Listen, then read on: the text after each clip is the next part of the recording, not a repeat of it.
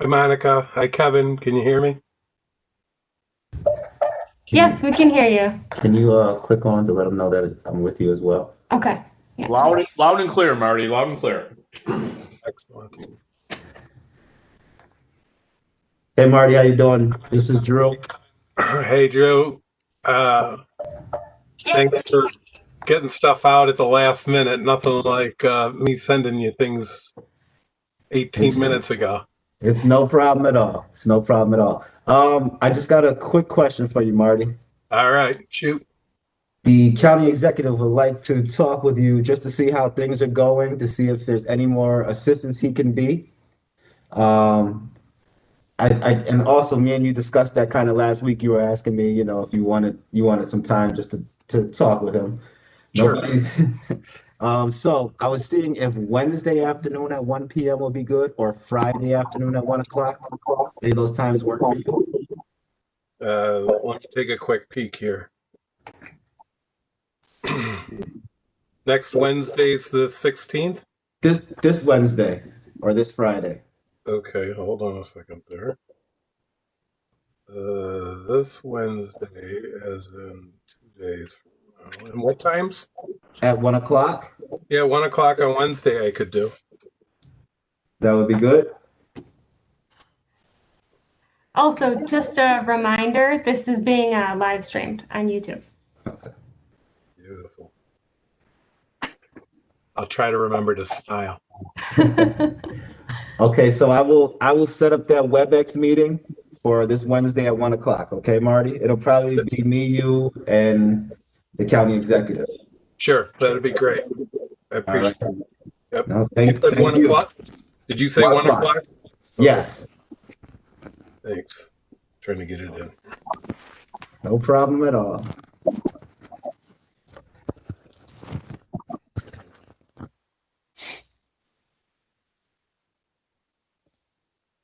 Hello, everyone. It's Bill. That sounds like Bill's voice. Hi, Bill. Yeah. Hi. How are you? Fine.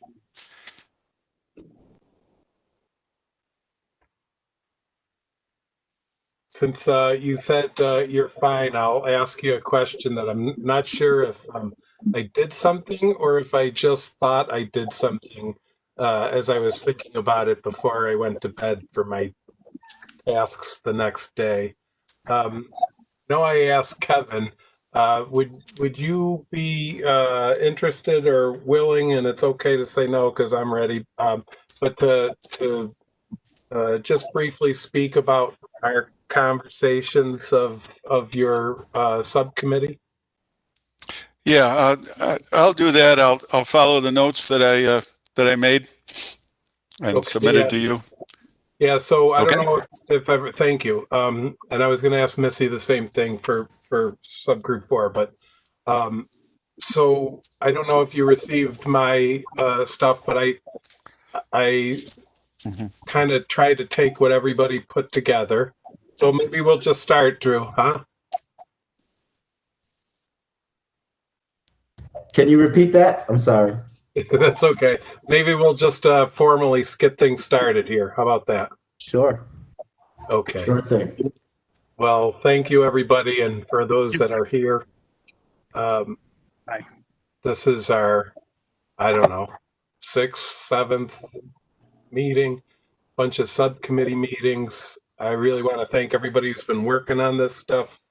As I just started to say, this process has included everybody working in subgroups, and the subgroups work to consider topic areas that we thought were important. The 4 main pillars of this reform, they happen to reflect the governor's guidebook closely. That wasn't by chance. And so we've worked as groups and had conversations. And I was hoping that today what we could accomplish is to review each of those 4 sections, those the work products of the subcommittees. And I sent through Andrew 2 things, I guess even more now. So one was me taking all the subcommittee notes and trying to put it into an outline form. I thought that would be helpful for a few reasons. Actually, I have this even bigger document, Frankenstein type document, where I was throwing a bunch of stuff in. And so I took that bigger file and I tried to condense it and put a single pen to it, if you will, make it format a little more similarly. And then I sent that out to everybody because what we have been working on is generating question areas and specific pieces of information and data that we would be asking of the sheriff's office. And so I put all of those things together. And then since then, you also received links to 2 different surveys that I've been using, one for 20 years, 30 years, and the other was tailored a little more specifically for our current reform efforts. And I'm using that survey with several other towns who are going through this reform initiative. So I had those 2 links sent to you, and I was hoping we could discuss your thoughts about those, and if we agree to get it out, then how we might do that most efficiently and quickly. So those were my thoughts. Does anybody have any comments or questions? Marty, Yes. this is the 2 surveys that you are referring to. Are the one from I believe it's Hamburg and the other one in Cheektowaga? Correct. Okay. Okay. Thanks. Okay. And yes, Missy, that is what I'm going to hope to ask, and maybe we'll get to you second then. I don't know. We'll see. If not, I'm ready to go, so don't worry about it. Responding to some chat. Anyways, I will say again that, remind everybody that this is a public meeting, as most of our others have been. And I guess I will take a crack at the first section, unless, again, anybody has any questions. Actually, let me get one.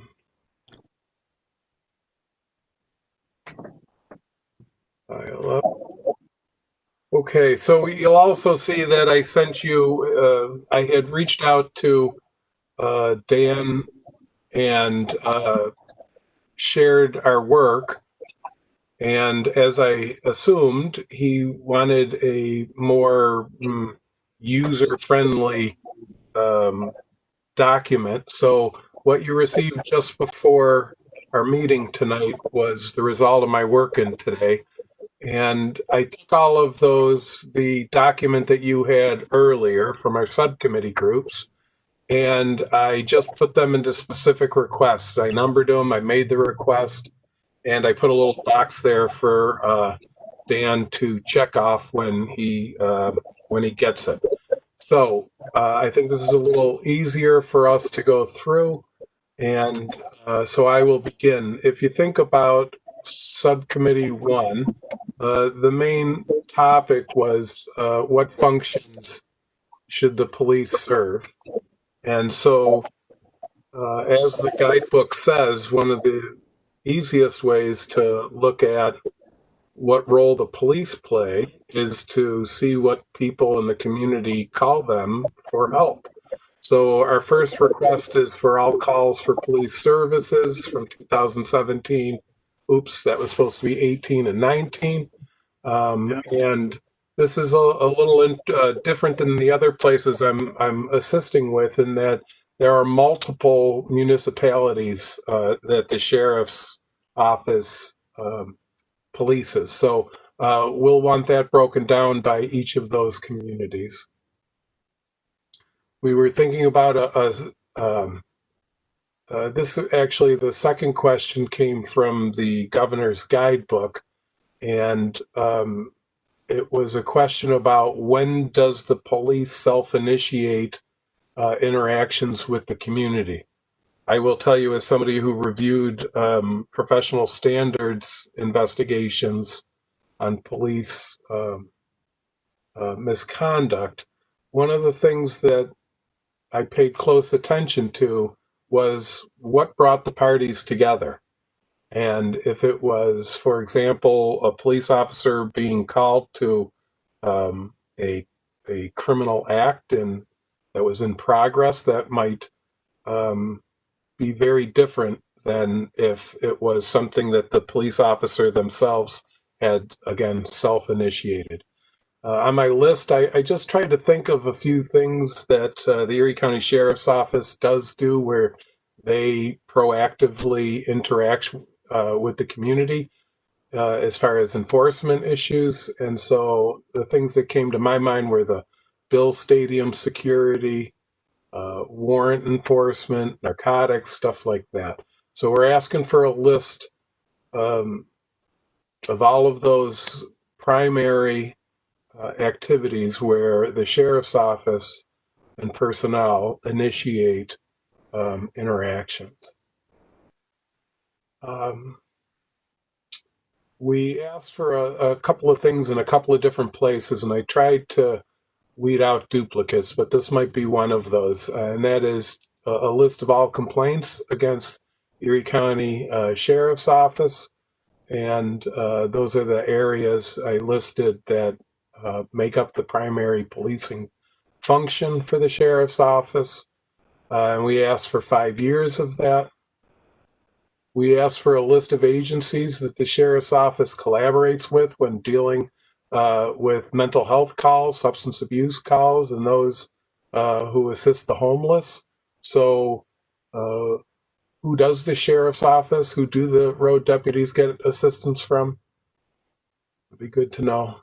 What collaborations and services are available in the more rural areas covered by the Sheriff's Office? So, we wanted to get an understanding about what assistance is out there, especially those that involved mental health calls and other types of need services.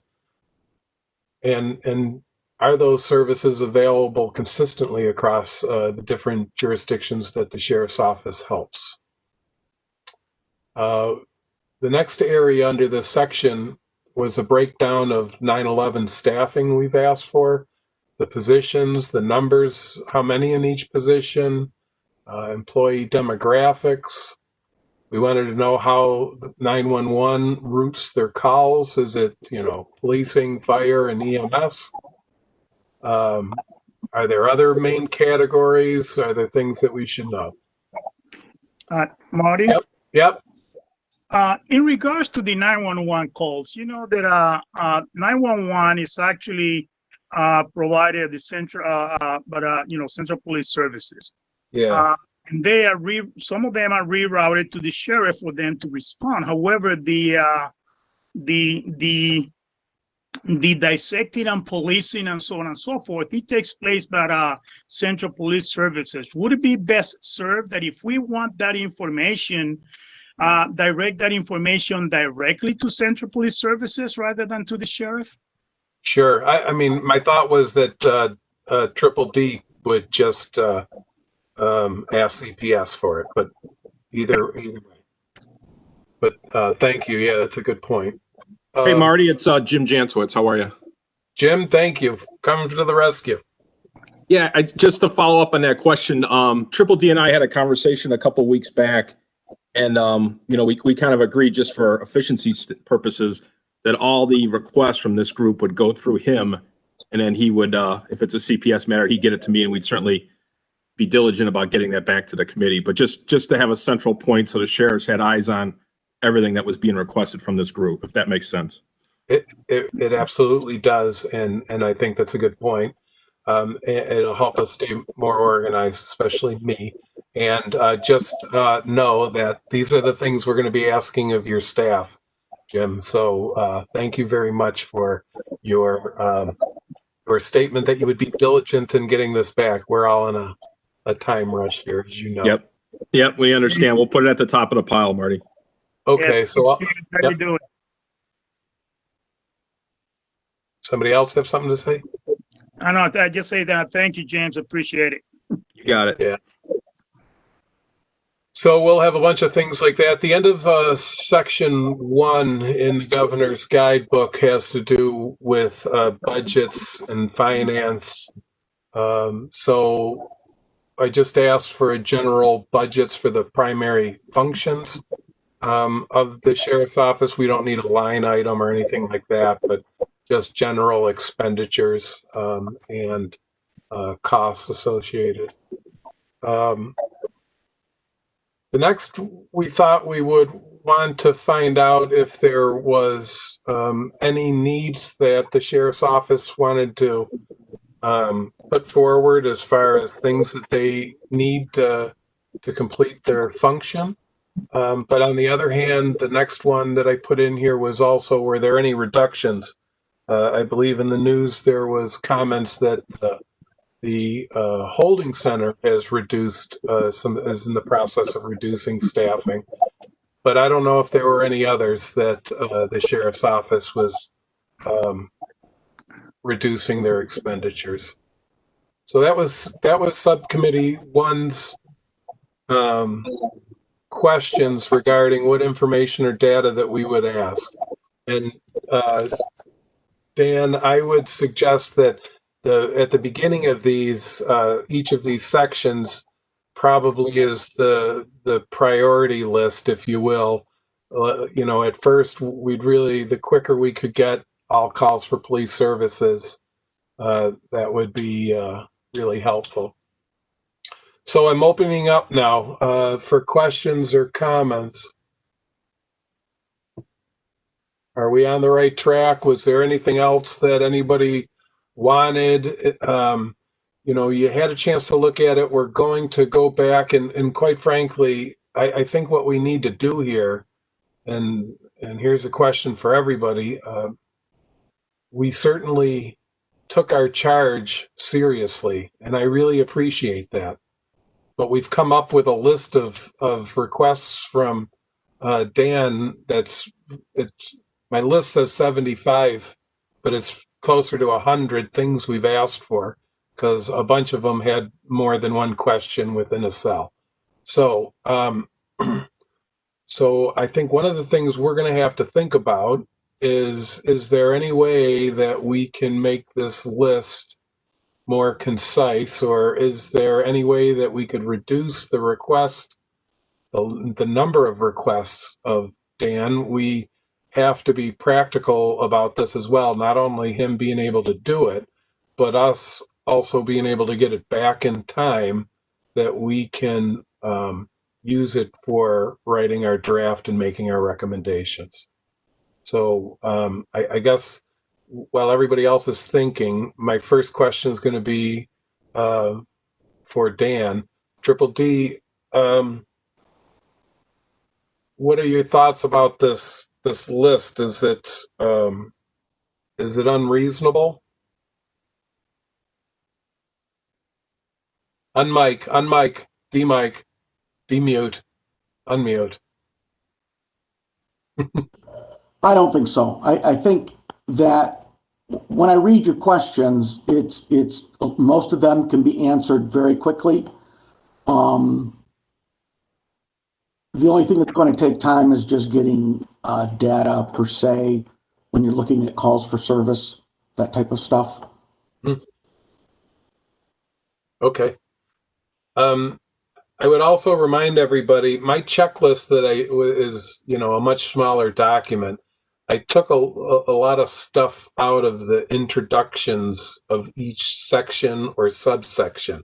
So if you are looking at one of the items on the checklist that we just sent out, and you're not sure why we asked for it, if you go back to the previous document I sent that was in the outline form, I would tell you that explains each set of questions that follow. We give a little introduction, and the little introduction comes from the governor's guidebook. so you'll understand what was being looked at, or at least give you some context into why we asked those questions. So does anybody have any issues or questions, or want us to take some questions out or add some questions?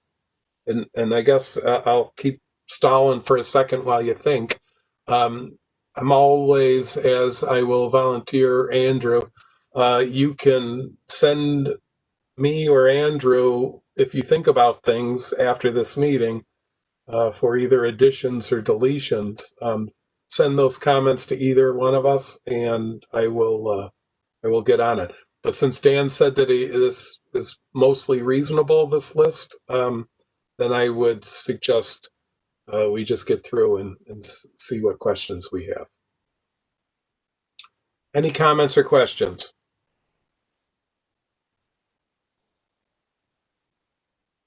All right. You know what that means? That means that we did such a good job as a subsection, as a subcommittee, that that everybody's happy with the workload. And again, this is a living document and request. So, you know, if you get any more thoughts on this area, on the role and function and expenses associated with with the Erie County Sheriff's Office, send those comments my way. So let me also say before I hand this off to is Bill, you'll be, I guess, are you number 2 or are you number 3? I can't remember. Marty, yeah. Subcommittee 2 kindly yields its time to Missy, who would like to go early. Yeah, so let's, I'll stop talking, and why don't we go right to subsection or subcommittee 4, and Supervisor, thank you very much. Yes, thank you. I appreciate that, Bill. I'm overbooked this evening. So I think that our subcommittee did a great job as well. So I anticipate absolutely 0 questions. I'm just joking. So we were subcommittee 4, which is recruiting and supporting excellent personnel. And very similar to group 1, we came up with a bunch of questions that we have, not only of Dan, but also to go on to a survey that would hopefully go out to sheriffs. One of the biggest questions we had at first was the breakdown of, well, actually, that's not where we started. So I'll go number 1. I'll start with that. Was what efforts does the sheriff put into recruiting minorities and to get them to take the civil service test? Is the civil service component restrictive? These are questions that we had. And, you know, are there challenges in attracting minorities to the process? We also asked for what the demographic breakdown was of the sheriff's department, and is that reflective of the community that they are serving? We were fortunate to have Dan on our call, so some of the questions that we asked he was able to answer, but we put those into the survey anyway, or the questions that, so it's in writing, of course. We also asked if we'd have the opportunity to speak with an underrepresented sheriff, so a minority sheriff, if that was something possible, so we could ask specific questions, probably mainly on the first question we asked, which was the recruitment efforts or the process that particular sheriff may have gone through, if there were any barriers that they could speak of. We talked a little bit about probation periods and what are the probation periods. Dan was able to answer some of that for us. They do seem pretty limited. I know that there's between different probably bargaining agreements. We probably have different probation periods, but they seem pretty short. We asked for those breakdowns by bargaining unit and through the civil service requirements. We also asked what the metrics for evaluating during that probation period looks like, or what is it, to see if someone actually can move through or past their probation period. We also specifically asked about retention of diverse retention of the diversity of officers. I don't know if I have that written right, so I apologize. How many get through probation? How long do they stay after probation? Do we have an issue with retention within either specific minority groups or in general for sheriffs? How often are they staying? We did talk about some instances where we've heard of, maybe not through the sheriffs, but other police departments having an increase in the amount of officers that are leaving either the profession or their specific police duties. So we wanted to ask about how that is, or how is that reflective in the sheriffs as well. We asked about training, so then we went into the subsection of training. What are your required trainings? What are these? How often do you have to train? Are officers aware of the trainings that are offered to them? And can you explain the different types of training programs that they use? I know Dan, or Triple D, as you guys call him, did refer to a specific software called Skillsoft. So specifically in the question I think we sent over to him, we use that as an example if he could explain that training program. We also asked if there were separate leadership trainings. So our leaders within the department, higher ups, do they have a specific training program different from a general sheriff? And do you have training in community policing? Oh, and then we asked if there's specific training in regards to community policing. So that was, oh, okay, one more question, or maybe a couple more on the training. Do you have any measures of your training programs? So if you have someone who's, who's evaluating what training is important during that time, or is it a specific training program that everyone goes through after so many years? The answer seems to be no, but we'll let the sheriffs get back to us for that. We did go into what type of legal training do officers have. So this was a specific to their court system knowledge. Are they updated on changes to the law? Which it seems like they have updated at the beginning of every year. But, we were just more interested in how much of the court systems do they even understand, or the laws that they're upholding. So that was one of our questions.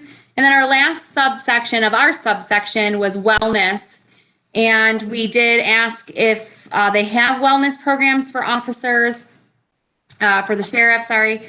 And what type of mental health resources are available for sheriffs? How do you address traumatic events if they're involved in one? I know there's debriefing, and they have a debriefing team, but what does that entail? Is there follow-up to that? And how long is that follow-up? And I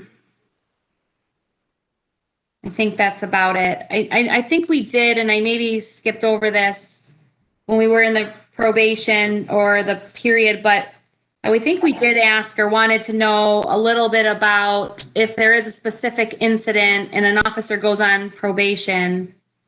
I can't remember, Marty, maybe you can remember, but something in regards to the other officers that are involved in that incident, how that debriefing takes place. I believe we had a question on that. The only other thing I'd add is that through our subcommittee, we were able to start to form some recommendation notes on where we think we'll probably move towards. But of course, once we get the surveys out and the information back, I think we'd be able to formulate that a little bit better. And if anyone from my group thinks I've missed something, I feel free to add to that. I think you did a good job. I think the only thing that I could think of is we asked some questions just about wellness for the officers, their own health and their mental health and stuff along those lines. So, yeah, I think you did a great job in summarizing our conversations. Is there any questions for the supervisor or comments? Did we do a decent job in this subsection? We have let's see. I think on my request for the sheriff's office, about 15 requests for different information. So I think it was pretty comprehensive for that section. And if anybody has any further ideas or thoughts, send them our way. Okay. And I think we're getting you out 3 minutes early. So good job. Thank you. I appreciate it. Have a good evening, everyone. Go Bills. That's right. Thank you, Nancy. Thank you. And speaking of Go Bills, I would just like to tell everybody I apologize. I think I'm going to write a formal complaint. I don't know how we scheduled this for the one Monday night football game that we have. The only thing I can think of is maybe some disgruntled New York Football Giants or Jets fan scheduled this, but I won't out that person. So anyways, thank you, Missy. And we will move, I guess, to our good mayor, Mr. Krebs. Well, thank you, Marty. And just so you know, before I go to view a football game tonight, we have a village trustee meeting virtually. Oh, so when I jump off of this, I change channels and go on to a public meeting held virtually. So yeah, sometimes those conflicts just happen, and that's what happens. Yeah. So our group was Subcommittee 2, Employing Smart and Effective Policing Standards and Strategies, and we discussed them by the subheads that were listed in the guidebooks. The first one was Procedural Justice and Community Policing, and on the outline of questions that Marty gave you, those are items number 14 through 20.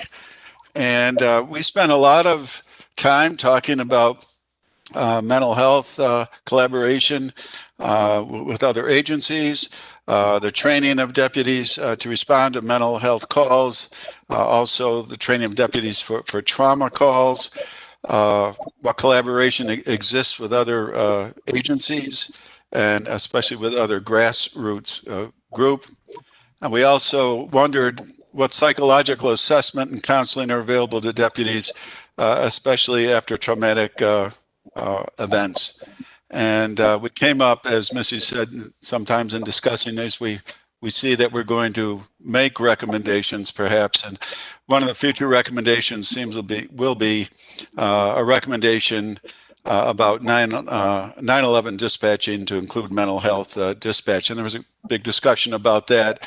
It seems like that might already be existence with crisis services. So that was a long discussion that we had. We also then moved on to community policing actions that already exist in communities. We thought that perhaps community policing looks different in the various suburbs that the Erie County Sheriff patrols. So what does it look like? What do they do? What do community policing Erie County Sheriff deputies do? So I know what they do in Springville. I'll tell you a story later at the end of the meeting if there's time. And as already has been said, Marty's going to get us call data. That would be a good indication of what the deputies are doing on road patrol in each one of the towns that they patrol. I had this idea about awards. I was looking through some of the documents that Daniel gave us, and there's awards for heroism, but what are awards for community policing? There's discussion about that, and Marty said that there's a lot of civic awards for policemen who served their communities for a long period of time, and not necessarily awards that go out through the Erie County Sheriff's Office. The next section was law enforcement strategies to reduce racial disparities and build trust. And on your outline that was sent to us earlier today, those are item numbers 21 through 34. Our discussion about that, at first, we would like some ethnic information, and Marty says he can get that, or Daniel said he can be supplied with that. So we talked about that, and we were talked about specifically we wanted ethnic and racial data of personnel about road patrol deputies, and not necessarily, office help. And then we talked about data on arrests and stops and how, that might be important, but we also discussed how that might not be available.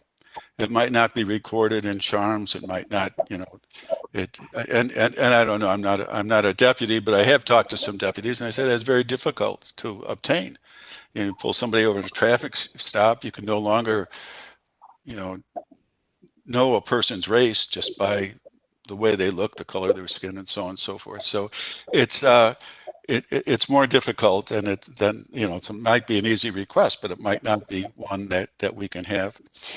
And then we talked about complaints about racial events or complaints, and we talked about how in that data, and that might exist, complaints against Erie County deputies and road patrol, but that might be terribly skewed because, for example, the population of Springville is 96% white, so you wouldn't expect a lot of complaints involving race in Springville. But we talked about that, and we talked about perhaps a question that could be asked in this survey that goes to Erie County deputy sheriffs that asks the question, are you aware of social disparities, racial disparity actions of Erie County sheriffs? And so that was part of a big discussion. And we also had, we talked about requests for information on racial sensitivity training as New York State mandated training, but also another initiatives started by Erie County Sheriff's Office to train deputies to be racially sensitive. And finally, information about Erie County Sheriff participation formally in collaborations that build trust with minorities. In the items that Marty gave you, he listed some of the items, as he said he did, from the New York State guidelines that we didn't spend a lot of time talking about, which maybe we should have. And those are items, numbers 27, 26, 28, 29, 30. These are all items that involved aggressive, if not violent, reactions by Erie County deputies, chokeholds and shooting at vehicles and things like that.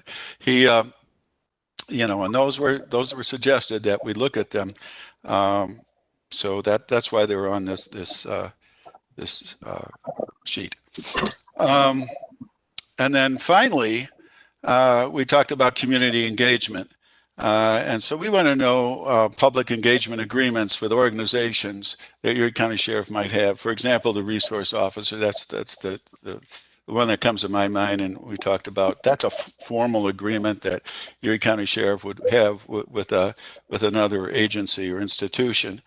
And we also wanted information about specific collaboration or actions to build trust and partnership with within specific communities.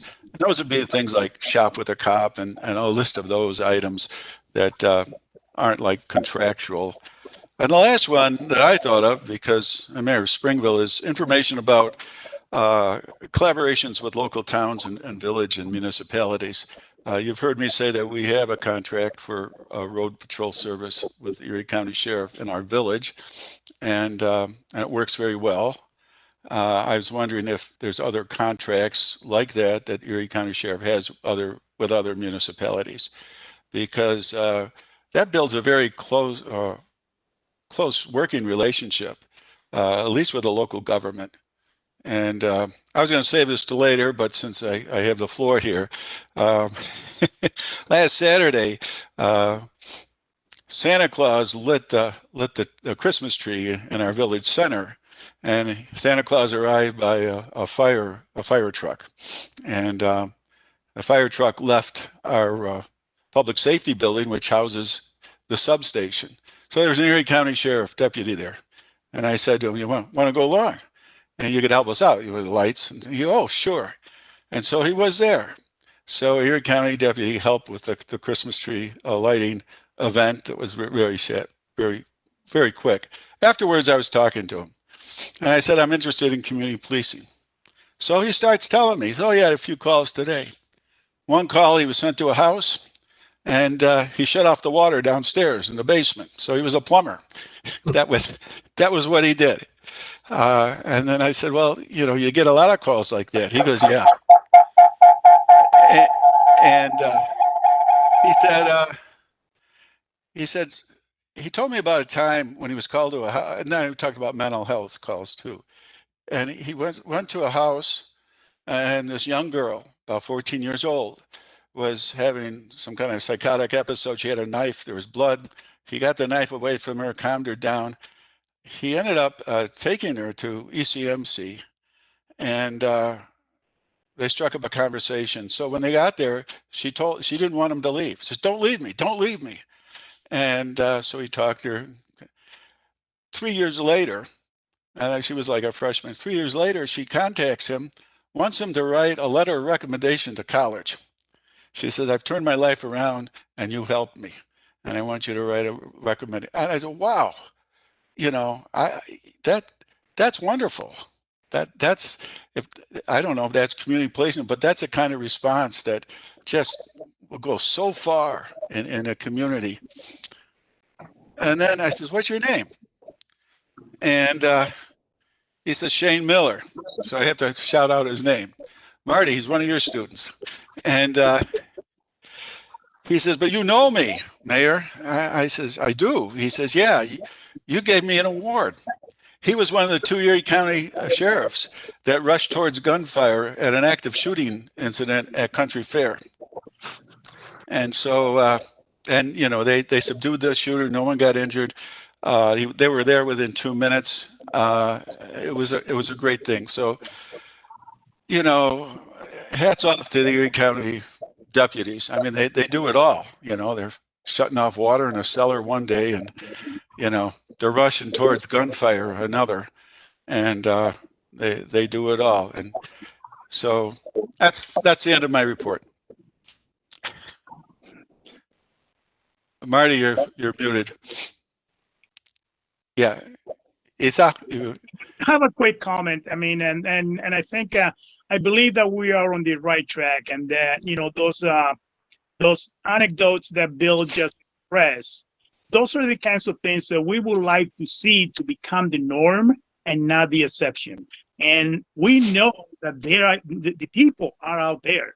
We know that they're out there. Sometimes a lot of things is that we don't even capture them, but they're there. And I think that as soon as something like that becomes the norm, rather than the exception, we will be in the right place. Thank you. I agree, and I think the moral of that story is Hilbert puts out excellent graduates. Okay, maybe that was a little biased statement, but we are a Franciscan college. It's services. Yes. I just want to make one comment. That isn't just with Miller. That happens all the time. We just don't document it, unfortunately, and that's our fault. That we don't keep track of that. But I guarantee you that stuff goes on every day with the deputies. I know, I've been there, I did it. I watched other deputies do it. We just don't document it. And we just, radio log it, and put a few words, and then that's it. So I guess I can say shame on us, but that goes on every day. Our deputies are out there helping turn water off, helping people with their smoke detectors, whatever it is. So I would say it is more the case than it isn't. And the mayor just happened to hear, because he asked the question, but it goes on all the time. And shame on the sheriff's office for not keeping track of that. But I can tell you personally, it goes on every day. Thank you, Dan. Well, Go Dan, ahead. I just like to say that I think that was one of the in my mind anyway, the challenges of community policing. What is it? You know, I asked our Springville officer in charge, and it's so hard to define. But these are the things, as you said, that they go on every day. And I don't know how to generalize it or how to break it down in the code. I'm suspecting that Charms doesn't record this kind of stuff. It's just a general, call or whatever it's classified, and it might be in the thousands, but it doesn't break down to homeowners assistance, things like that. And even if it did, like the mental health call where he helped this girl, and then 3 years later she comes back and says, you turned my life around, you helped me. Those are.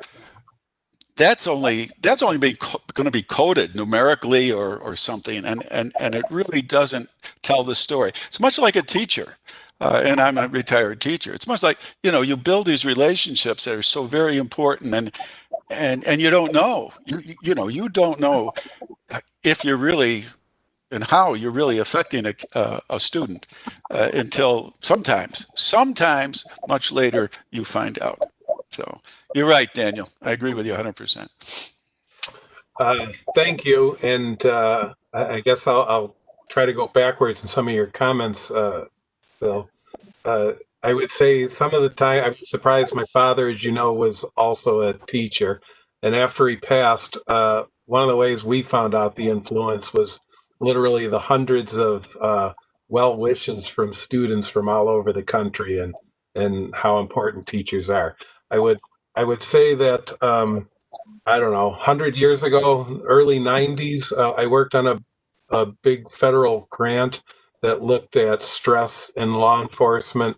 And I think it was BJA specifically wanted to see whether women in law enforcement experienced more stress and strain than their male counterparts. Part of their idea was that they were also probably required or, took care of child care and a lot of stuff at home. And so they wanted a study. So we did a study and we looked at police stress and what your comments, Bill, made me or reminded me of was, those officers, when we asked about things, they never talked about, heroic things that they did. When we asked what are some of the best things that you've accomplished in your career, they talked about stories just like you said. I helped this young kid. The kid turned their life around, and then they did something really excellent, and then they thanked me for it. And those were the kinds of stories we heard time and time again. And I agree with everything that's been said, and I'll attach it to what we're kind of our role here in a bigger global perspective. A lot of people are asking for either defunding or, we have a whole series of questions on bringing counselors rather than police officers and different models that have been used across the country. And I would suggest, Mr. Mayor, that if we did that officer and that young woman probably wouldn't have crossed paths. So I think there's, the beginning of the governor's guidebook talks about the importance and necessity for enhancing community policing. And I think there's some contradictions throughout the guidebook in that when we talk about taking away interactions between law enforcement and citizens, I think we get away from that community policing model, and it could be harmful. And now that I said all of those nice things that police officers do, I would also like to remind us that in this very same way, as a researcher, I would tell you that we don't document the bad things and the situations where an officer offends somebody or somebody feels that they've been treated in a racially biased way. I think we miss a lot of that as well. And so part of what we need to do as a task force is to try to get a comprehensive amount of feedback so that we can speak to all of those things. Does that make sense? Yep. Marty, I'd just like to say one thing that skipped my mind. You at the beginning of this, or at least after subcommittee number 1 report, you asked if there was too many questions, and Daniel said no, but there is an awful lot of duplication of questions as you go through this. You know, we had questions on training, and group subcommittee 1 had questions about number of calls. So, you know, there's a lot of duplication of questions within the 75.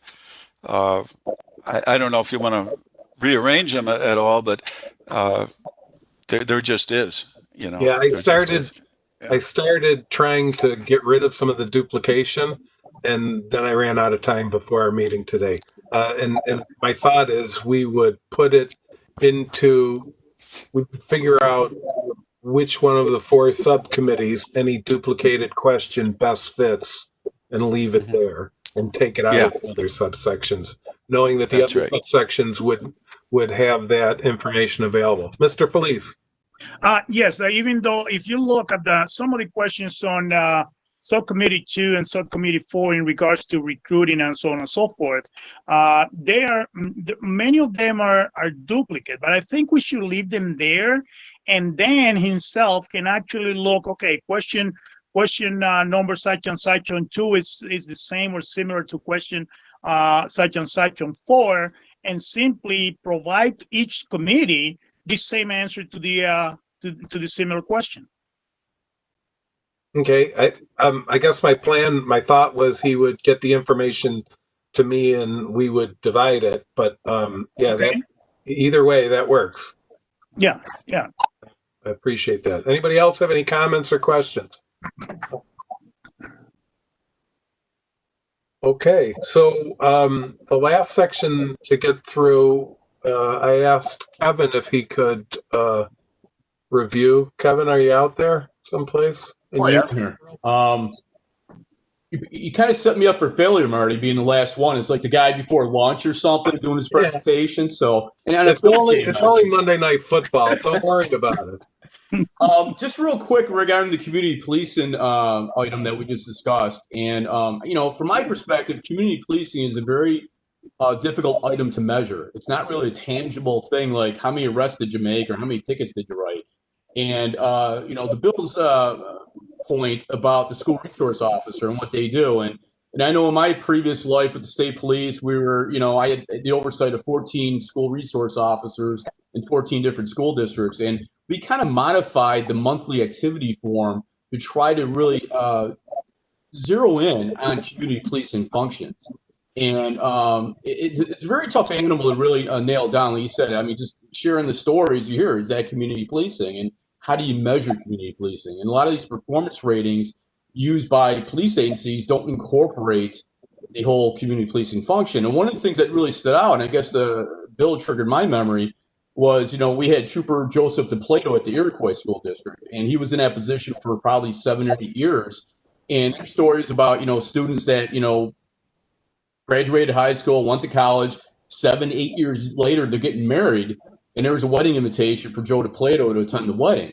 And that's really goes to show how deep that rapport goes into and the bonds between a school resource officer and those students. And, you know, that just triggered my memory of what Bill was mentioning. And, you know, does that really show up in black and white somewhere?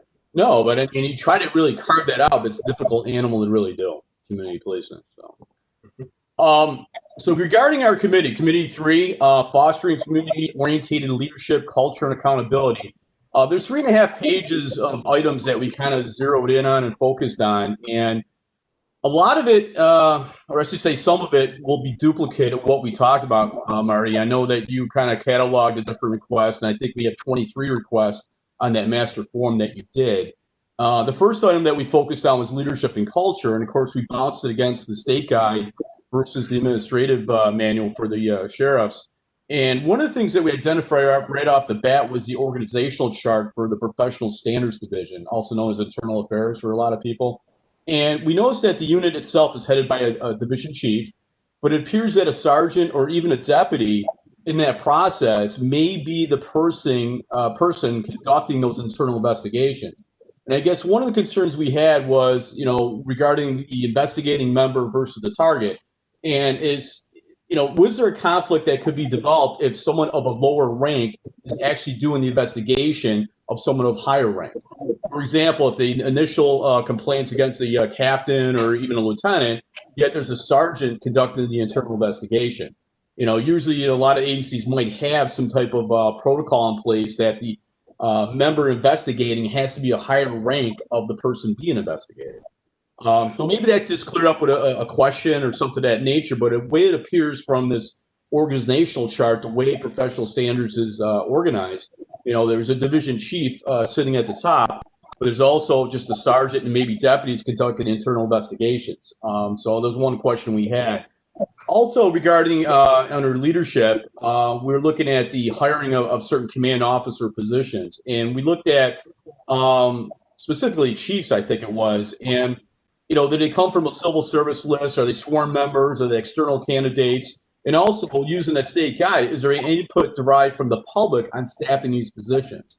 And again, they might change over time. Every time there's a new sheriff, these positions may change. And we kind of want to drill that down a little bit further about the process of hiring these command officers. A lot of it would be civil service orientated about the rank of lieutenant or captain, for example. But beyond those ranks, you might see being appointed positions. We kind of want to drill that down, where those appointments come from, and how those decisions are made. Also, we looked at the performance evaluations of deputies, and it appears that it occurs one time annually. I know a lot of agencies might strive to have 2 times a year of being judged on performance. And it does allude to 7 different categories being utilized in those performance ratings.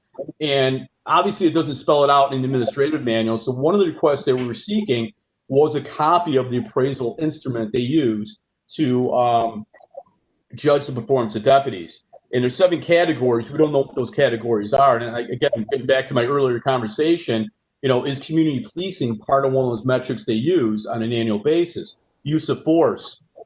Ethics is something that really doesn't show up on a regular basis for these performance instruments. So I think looking at this performance appraisal instrument would be something beneficial for our committee. Moving on to tracking and reviewing the use of force and identifying misconduct, which is a subcategory. We looked in the administrative manual, bounced it off the state guide, and we started looking at it a little more closely in the Professional Standards Division of the Sheriff's Department and internal accountability. And one of the items that raised the question: what is the threshold that a deputy has to approach before he or she has to complete a use of force form? There's a form that's filled out by a deputy every time they use force, and it really isn't spelled out what defines what force is. Is it simply asking someone to step out of their car to search them? Is it physically putting hands on them? Is it using OC pepper spray? Is it using a baton? So it's not really clear when that threshold is met that triggers a reporting by the deputy through a form. So, and again, this dovetails what you said earlier, that the types of investigations conducted by professional standards.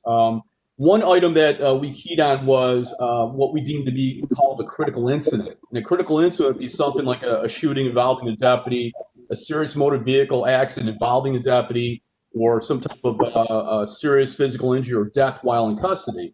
And we know that there's criminal implications that may apply in those situations. For example, an officer-involved shooting is going to trigger most likely a grand jury by a local district attorney, but also now the Attorney General's office doing a second review of that. And the way these investigations work, from my understanding, because I've been involved in law enforcement for about 29 years, is there's two concurrent investigations. There's an internal investigation to look at the officers, whether they broke any rules and regulations associated with their agency, but also was there any criminal liability attached to it. So usually there's a criminal investigation going on concurrently with an administrative investigation. It really wasn't clear whether the PSD unit, professional standards, conducts that administrative investigation. And there's a lot of implications in terms of sharing information, because you're compelled as a police officer to answer every question in terms of an administrative interview or investigation, but that information can't be shared with the criminal investigation. So is there really a bifurcated path that we see for these two types of investigations? And if so, who conducts it? It wasn't clear from the sheriff's administrative manual whether this actually goes on. Also, the PSD chief, professional standards chief, sets timeframes for these internal investigations. Those timeframes are not spelled out. You know, do these investigations go on for 30, 60, 90 days? Is there any time limits involved? And, you know, for the interest of the officer is the fact that if you are the target of investigation and these investigations go on for 10, 12, 14 months, it has a lot of effect emotionally and psychologically on that deputy who's under the microscope. So also internal investigations, and this is something that I think you hit on, Marty, with your subgroup, was that, you know, the coding of these internal investigations are sustained, exonerated, unfounded, and inconclusive. And we were looking for a 5-year breakdown highlighting the total number of internal investigations by PSD, and of course, what percentage of those categories get flagged in those other subcategories. For example, if there's 100 internal investigations done on an annual basis, what percentage came back sustained, or what we call founded? And also, is there any subcategories that we can look at or glean information from these in terms of rudeness, off-duty conduct, excessive force, unprofessional demeanor? How are they carved out? And is there any statistical breakdown we have on an annual basis looking back for 5 years? And also, of course, the demographics of the officer and the complainant involved, going by race. You know, what's the race of the deputy? What is the race of the complainant? Are we tracking all that? Is there statistical information that we can review regarding that? And finally, in terms of transparency, do we look at this information being shared with the public on an annual basis? You know, is there an annual report that's furnished to the public, maybe on their website? Do they carve this stuff out and say the sheriff's department conducted X amount of internal investigations over a period of time? And again, the statistical breakdown, is that available to the public? You know, as a follow-up to what we call founded or sustained complaints, you know, what is the breakdown, statistical breakdown of what was the discipline that followed on a sustained complaint? For example, you know, was there termination, a letter of censure? Was there suspension? Was there retraining involved for the deputy? If there's any type of statistical breakdown regarding those internal investigations, that would be probably something we want to look at. And finally, regarding these internal investigations, are they linked to any early warning system? An early warning system would be obviously something with a computer these days, I would hope. And if you have a deputy that has X amount of sustained investigations over time, is that being flagged electronically? Maybe there's a bunch of unfounded complaints or inconclusive complaints, but the same deputy's name keeps popping up over time. Is that flagged with an early warning system? So it isn't clear whether the sheriff's department has an early warning system in place. If so, at what level is it? There's a section in the administrative manual that talks about drug testing of deputies. And it alludes to having a reasonable suspicion before they will test a deputy of using illicit drugs. And there's no point in that manual that talks about it being random in nature. And again, this may be connected to a collective bargaining agreement, which prohibits that kind of, but I know a lot of police departments will have the ability to randomly test their deputies for drug use. So that's not really clear whether there's any kind of random nature to this. I don't believe there is. And maybe it's prohibited by a contract or a collective bargaining agreement. We moved on to an area of progressive discipline, was talked about in the state guide. We also looked at the administrative manual and regarding verbal counseling. And it directs the supervisors for the sheriff's department to basically keep informal written notes on any kind of verbal counseling they do with the deputy. And I guess the problem we identified was what happens when a deputy has multiple supervisors? What happens when they change shifts, for example? You know, there's any mechanism to track these verbal counselings to use it as a form of progressive discipline? Is it the supervisor simply just keeping their own notes and burying it in a locker for some for a later time. Again, people retire, people change positions. There's really no mechanism to keep track, and especially get back to that early warning system with verbal counseling or progressive discipline. There's really no mechanism to track that if you have multiple supervisors engaged in verbal counseling or progressive discipline of the same deputy. So we're looking at a little more clarification on these verbal counseling. How is it conducted, and what is like the retention of that information, and where does it go? One thing that we looked at too is administrative leave. There was something in the administrative manual for the sheriff's department that talks about that deputies got to surrender their badge and issued sidearm, and that probably is regards to a suspension. And there's no reference made to any off-duty weapons that need to be carried on that officer's badge or shield. I know a lot of departments that would, if you don't have a pistol permit, for example, and you have, quote, off-duty weapons, you're subject to turn those in. If you get suspended, your badge and your issued sidearm goes into your boss, so to speak. But those guns should be also confiscated unless you have a valid pistol permit. There's no reference in the administrative manual what happens to off-duty weapons when a deputy is suspended, for example. Use of OC pepper spray. It's flagged in the administrative manual what circumstances a deputy should use it. They define it not to be used on a minor. And the minor isn't really defined. Is it 16 or 18, 21 years old? In the same verbiage, they talk about pepper spray should not be used on someone of 65 years of age or older. So we're looking for some clarification, maybe how to define what a minor is. And obviously, it's a judgment call. You're not going to stop in the middle of a physical confrontation and, excuse me, how old are you, right? I mean, it's really a judgment call to the deputy of how old the person is that they're contemplating using pepper spray on. Use of force. Obviously, we focused a big effort on that, and we talked about in the state guide versus administrative manual for the sheriff's agency, and it mandates that a deputy use complete a form, use of firearm/force report, and it states that supervisors immediately got to be conducted, and they will only respond to the scene if deemed necessary. And I guess we need to have a little more freedom to supervisors make that call. If a deputy's 30 miles away and gets on the radio and says that I had someone resist arrest, should the supervisor have to drive 30 miles to confirm that happened? I don't know if we want to put that, remove that flexibility and discretion away from a supervisor. But again, getting back to the breakdown of this form is what we're looking at. Statistical breakdown of the use of force report, a 5-year breakdown looking at the race of the deputy and also the person that the force was used upon. We're talking about someone that resisted arrest. I mean, we want to know the race of the deputy and the suspect involved. What were the circumstances leading up to the encounter? We want to see a blank copy of this form. That may clear up a lot of that information. But is there a 5-year statistical breakdown for that? And what levels of supervision looks at this report? It wasn't clear in the administrative manual for the sheriffs whether it goes to a first-line supervisor, second-line supervisor. Will end up eventually to PSD, professional standards, to take a look at that. And are these use of force reports linked to an early warning system? For example, if you have a deputy that's filling out, 5 or 10 of these reports per month, and the average deputy's maybe doing one every 6 months, that would be a red flag, and that would be something that would probably be flagged in the early warning system.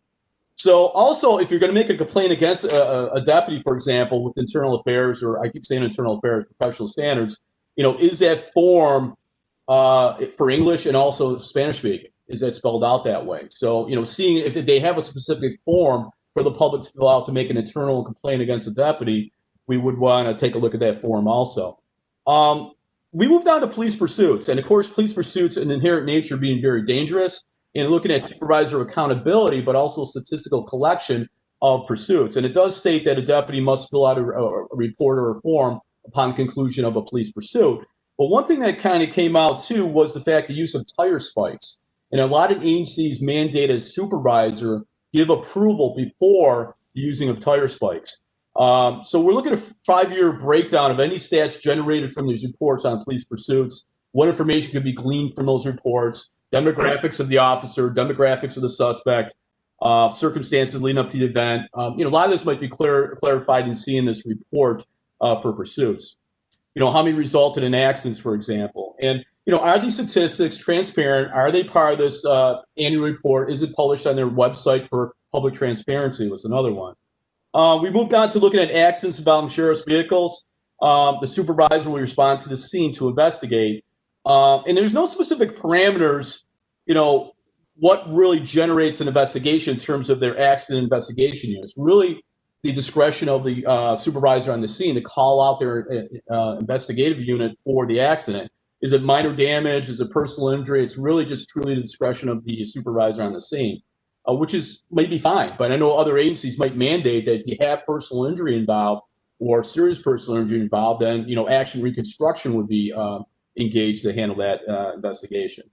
So also regarding that theme I talked about before, having a member of higher rank investigating an accident, there's no policy mentioned there too. So if you have a supervisor on the road, as say the rank of sergeant, that responds to a motor vehicle accident involving a sheriff's vehicle, and maybe it's a captain, does it make sense, or is there a conflict, I should say, of a sergeant investigating the accident of a captain? Does it put that sergeant in a bad position? So there's no policy about what happens when the person involved in the accident is of higher rank.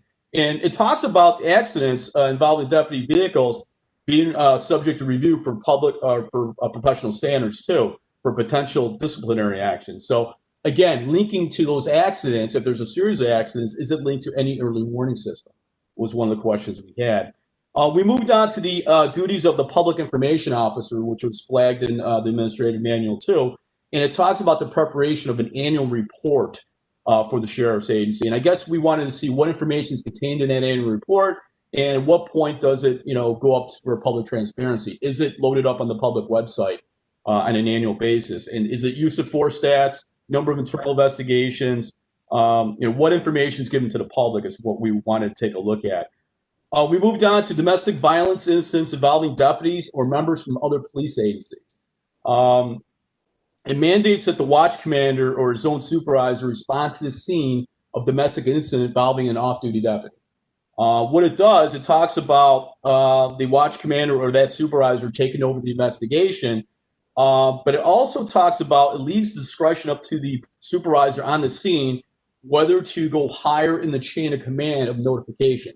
And one of the things that we looked at was that really too subjective. Should it be mandated that the person on the scene, the supervisor on the scene, dial up the chain if it's 2 a.m. to wake up into including the sheriff and saying you have an incident here involving an off-duty deputy and it may result in a criminal arrest, for example. So it's really not nailed down specifically how high the chain's got to be alerted on something like a domestic violence incident involving an off-duty deputy. Use of informants, always kind of a tricky thing for law enforcement. And they talk about when the use of an informant for the sheriff's department, there's a vague reference in the manual, their manual talks about to complete the appropriate forms. And, the register a criminal informant is something a lot of agencies do. They document exactly, who are you using, but also if there's a face-to-face meeting with a officer, with that informant, they have a second member there present to ensure there's no impropriety regarding that. So is there a second member or 2-member policy when meeting up with informants? And it's something that a lot of agencies do, but it wasn't clear exactly how the use of informants came out. It was kind of vague in the administrative manual.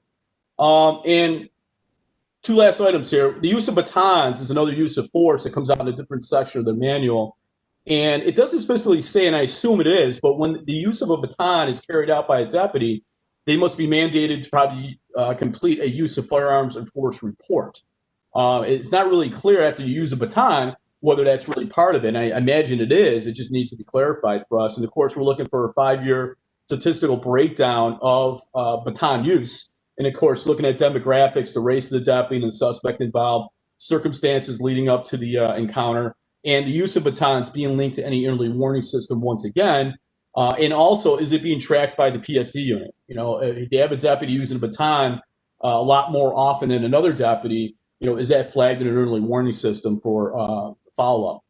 And the last item is kind of a new item, so I understand it. I'm not even sure if this is even in application or use at this point, but it's the use of body cameras.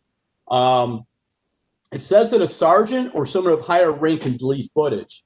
And looking at that, sergeant being the first line supervisor, does it make sense to give them the opportunity to delete footage when necessary? Maybe it does make sense. But, consider maybe having someone of a higher level rank, maybe a captain or higher, that have access and the ability to delete camera footage. And it mentions too about when a body camera is not activated by the deputy, they must complete a memorandum through channels. And it's not clear where that memorandum goes. How long is it retained for? What's the retention period? Is it reviewed by, the professional standards? I mean, they have a deputy that over and over is not engaging the camera for various reasons. What tracking mechanism is there in place to, hold that person accountable? And I think that's really, one last thing on the body cameras is that, when the retention period of the video is destroyed upon any unsubstantiated or sustained complaints. And I don't know, this might be linked to the collective bargaining agreement with the contract with the deputies, but with civil implications and civil litigation that could occur, would it make sense to hold these things a little bit longer for sustained complaints? A sustained complaint, deputy did something wrong, deputy was disciplined, and if they destroy that footage, civil litigation that could come out later on might be a problem not having that video available. And also to identify problem, deputies, for example, the retention period, you might have a bunch of unsubstantiated complaints in conjunction with these videos. And how would that play out later on if that was, not retained? So maybe look at the retention periods a little more closely in terms of the videos. And that concludes the report for Subcommittee 3. Thank you very much, Kevin. That was a very, very good look at that subsection. Your committee worked real hard. I appreciate it greatly.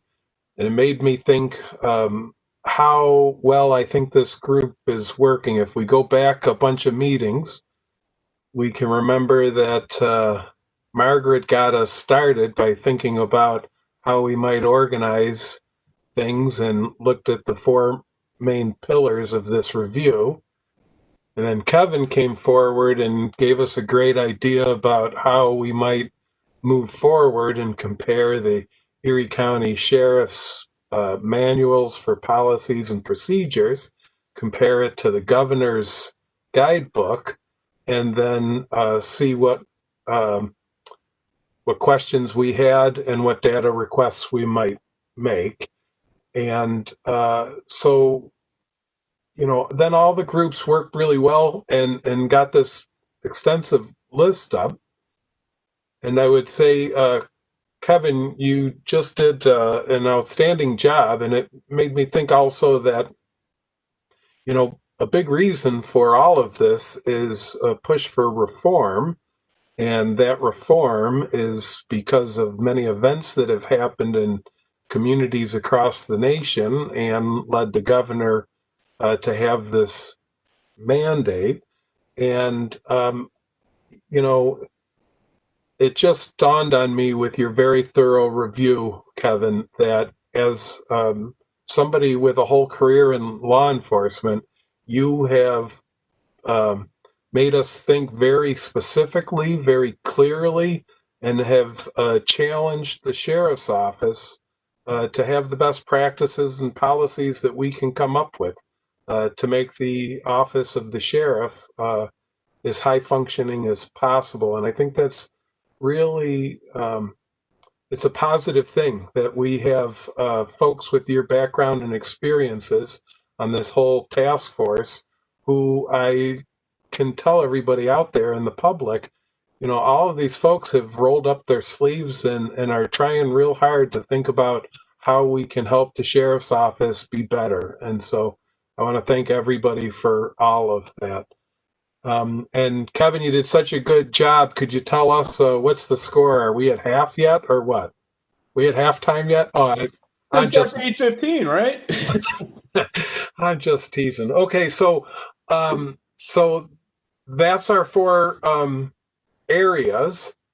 Any comments from anybody on the task force or some of our assistants, people that are helping us? Does anybody have any comments with this pretty extensive list and how we got there and why we're asking for these bits of information? Any questions or comments? Marty, I just have one comment. In our group, we talked about the importance of getting more information from the road patrol deputies in the context that if the specific suggestions, as Kevin just pointed out in his very detailed list of requests and procedural requests, right? That information, Kevin's view of what the guidelines meant, is filtered through a professional law enforcement officer. You know, his years of experience with, as being a policeman or a trooper.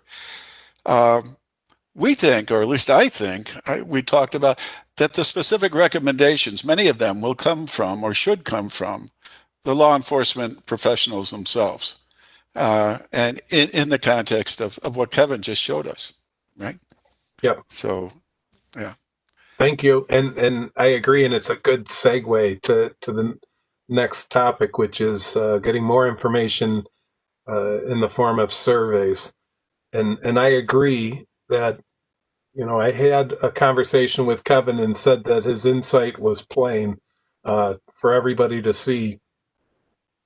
Without that, and Mr. Felice has provided a great deal of insight along the way as well. And I thought that we wouldn't have had some of the questions that we've asked if we didn't have a law enforcement perspective. We just wouldn't have known to ask. So I think that is helping. And I'm very hopeful, as you said, Bill, I'm very hopeful that we're going to find some great suggestions and recommendations on how to make things better by the deputies. And so I sent everybody, I guess, three different kinds of surveys, 2 different kinds of surveys and 3 surveys. The first one, I guess we can talk about quickly, is the one for the deputy sheriffs. And so I went through what all of the subcommittees did, all of their work products, and then some of it along the way specifically said, hey, here are some questions for deputies. So I took notes on those and pulled them from our meeting notes, and I came up with a list of questions and broke it down by each of the 4 subsections. So I guess very quickly, were there any comments or observations? And I'll ultimately say, take a look at those. I'm not in any kind of final form there because I wanted input from everybody, but think hard about each of those sections and any additional questions that we might ask of the deputies, and get that information to me and or Andrew. Okay? But are there any questions or comments about the questions I put together for the deputies?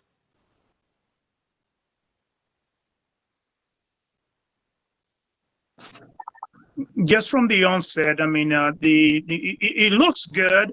I think probably within between today and tomorrow, we should probably take a look at it and read it thoroughly, and then we may be able to come back to you. Yep. And I'm thinking, for example, in areas when you asked, from them, what type of community policing activities do you engage in? Kind of since we already have determined that is a very difficult subject area per se to identify what it is or what that means. Just like put a couple of little examples in the prints and in there, just kind of to guide them along to the kind of activity that it may trigger their mind as to, oh yeah, I did this, but this was actually community activity, though even didn't have anything to do with my actual traditional police work per se. Sure. Thank you. And I have to tell you, I had some examples typed in there, and then Professor Research Methods deleted them. And I'll tell you the reason why I took them off was it dawned on me it might be very interesting leaving it completely open to, instead of guiding them, to see what they come up with. If you guide them, they may only respond in shop with a cop type stuff. as opposed to who knows what they might come up. So that's why but I think that's an excellent question, and something that we should consider, and it shouldn't fall on just me to just make those decisions. I like input. But I will give myself a little plug. I've been teaching this stuff for so long that I'm happy to say that some of the questions aren't Likert type questions. Every survey doesn't have to be strongly agree to strongly disagree. It makes me mental. Anyway, so I'll work on what it looks like and how people respond. And I have certain reasons it's better if we could spread it out from 1 to 10 or 1 to 11, for example. Those are different types of questions. We get to those. So please, everybody, review those and get me some feedback, lickety split, because the quicker we can get this out, the quicker we can get the information back. Now, the last question is, there were 2 versions of citizen surveys. One was most recently, they're using it in Cheektowaga, so I just mentioned that because it for you to identify which one I'm talking about. And then the other one is being used in the town of Hamburg. The one in Cheektowaga has more areas that it asks about, longer, and it asks some things that I don't know if it happened to be something that the student was interested in. For example, where do they get their information? So do people who, get their information off of their news off the internet, do they have different ideas and feelings and perceptions about law enforcement? Or do people who watch CNN versus Fox have different views? Stuff like that. While I have both horses in this race, I don't care which one wins. I do think it's really important that we get as much impact and feedback from the citizens as possible. As we all know, we got some feedback by going through this public venue and asking, but many, if not, I would dare say most of those were questions like, what are the requirements of being a deputy sheriff and how long does it take, and describe the academy. So they weren't really testimonials or things that said, I asked Deputy Miller to, write a reference to college for me. Nor did it say, did we get very many testimonies that said, a deputy sheriff treated me poorly and I think it was based on my race, and this is why. We didn't get much information like that either, as much as I would have liked. So one of the things as a researcher that I like about surveys is that hopefully we can get more specific types of feedback. Specifically, we ask certain questions for reasons, but more importantly, we can also get a more robust sample and feedback of citizens, and hopefully have a more generalizable sample that we end up with, and get a better account of how people really feel about the deputy sheriffs in those areas that they patrol. And there's some weaknesses with that. We've already mentioned, again, as the researcher, I'm just going to say, if we have towns and villages that only have, 2, 3, 4, 5, 6, 7, 8% that are non-Caucasian, even in towns where we have more diverse representation or population, I've still found it hard to get enough minority representation in the surveys that are completed.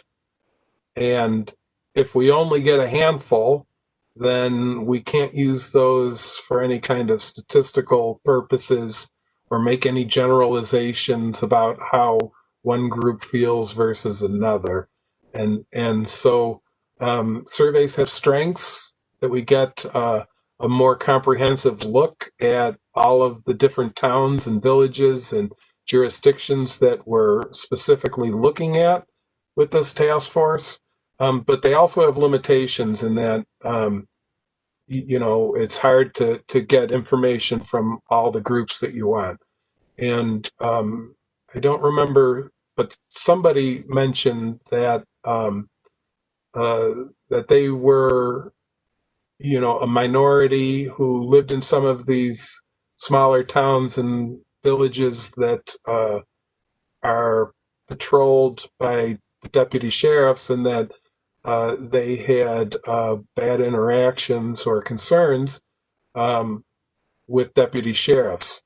And so, we did provide a way, and I would hope anybody, especially on this task force, if anybody has any kinds of specific interactions or comments that they could make, both negative and positive, that they use the web page at the county executives, the Erie County Task Force on Police Reform, and submit those comments so we can have more testimonials. Again, I'm a researcher. I want them that represent reality, whatever that reality is. So both positive, negative, or neutral. I'm trying to encourage as much participation as possible. I would say the last thing, that I organized the first document that I sent to you. It started because yet another person stepped up, and Mayor Krebs did a great job of organizing his subcommittee. So the rest of us, like good academics, stole his whole approach and process. And so how that turned out, I think we can use that as an outline for our report that needs to get generated pretty soon. And so my hope is the next step is that we get this information back, and then we break back up into subcommittees, and we try to answer some of the questions that we've provided Daniel. And then we use that as, again, an outline for each subcommittee's report.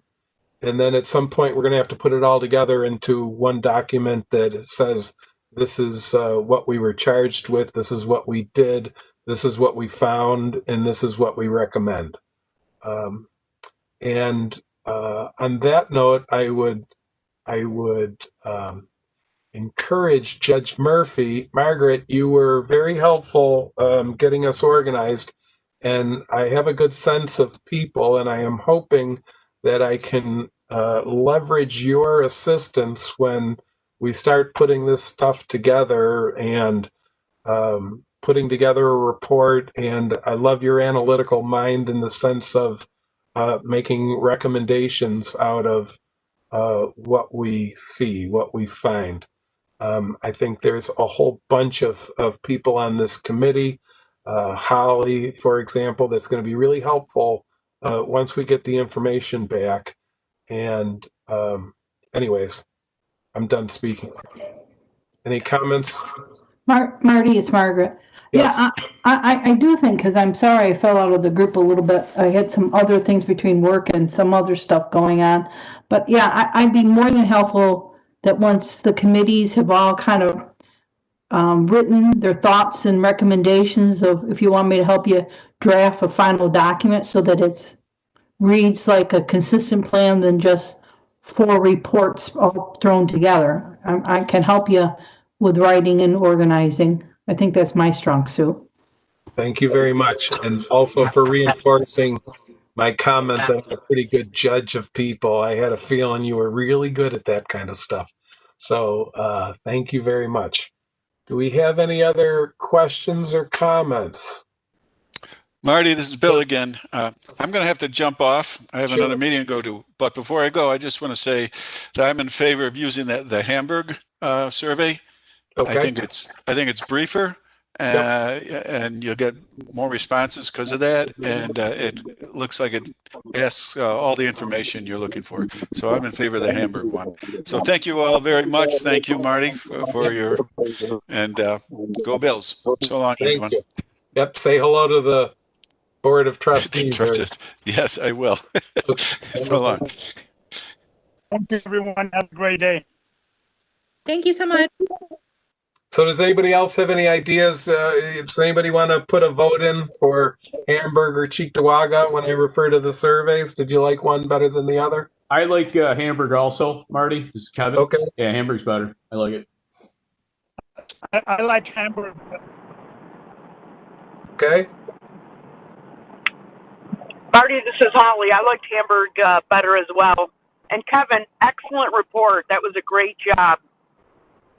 Thanks, Holly. Yeah, I got too much time on my hands being retired, so my wife's been locking me in my den, so I got some free time to do that. We know that's not true. He's chair of a department and teaches 1,000 courses and have 4 million students that he has to take care of. But it's all remote, Marty. It's all remote. Oh, yeah. That makes it twice as long. Anybody else have a vote? Cheektowaga or Hamburg? It looks like we're going Hamburg. I got to say, we stole. Okay, I'm a professor. I'm not allowed to say steal. That sounds like plagiarism. We adopted this and adapted it from other agencies that are looking at this police reform. So it lines up, I agree, very closely with what the governor has asked. I happen to be ahead of the game in the sense that I had the student do the Cheektowaga survey. He's been planning this for about a year at this point. So he's already received, I don't know, 400 or 500, 600 responses just from the town of Cheektowaga. So, and we're looking at some pretty interesting findings. So it looks like Hamburg, unless anybody else has any other comments.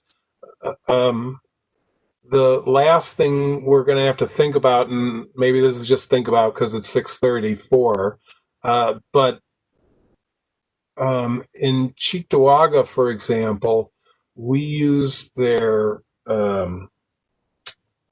social media pages as a primary way to advertise the survey.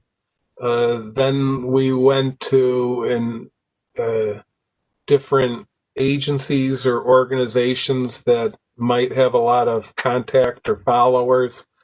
And then we tried to look at specific groups to try to get representation. And we can't do the last one. I even had this student was given permission to walk up and down the lines on election day and hand out flyers that had, it would either come as a link or a QR code where you could take a picture of it and it would take you right to the survey. So we're going to have to think about the logistics of getting the survey out because it's going to be a lot harder than a single town. We have a whole bunch of different towns and villages.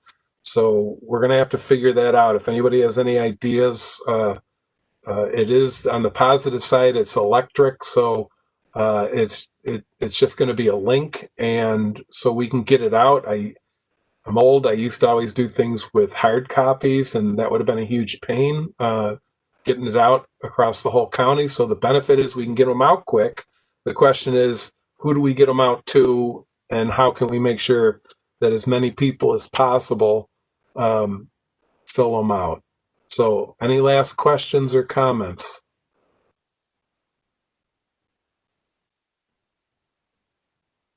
Andrew, do you have any comments or questions or anything for the good of the order? I do not.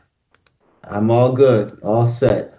Okay, so I want to say thank you to everybody for continuing your great efforts at helping our county provide the best sheriff's offices as we can. And I really appreciate all the eyes and all the efforts and all the work that people are doing. We're still going to have to work real hard. We have lots of timelines that are very short order. But I have to say that I like to try to achieve things through consensus. I understand that could be frustrating for some because it takes a little longer. but we got here, and I think we got here pretty quickly. Now the last thing we're going to have to push is Triple D to see if we can get the information back to us as soon as possible so we can start digesting it, breaking it up into the 4 subcommittees, and then start drafting. So thank you, everybody. Have a great night. And remember, go Bills. All right. Have a good night. Night. Good night.